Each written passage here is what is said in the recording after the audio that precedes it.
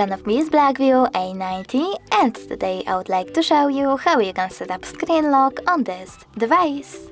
Firstly, go into Settings. Now scroll down and tap on Security. Following that, choose Screen Lock and tap on the best login method for you, pattern, PIN or password. When you're ready, you need to enter your login method, just tap Next at the bottom right corner, repeat it and tap on Confirm.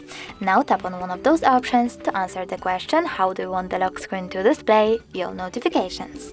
I don't want any, so I will go with Don't Show Notifications at all and tap on Done at the bottom right corner.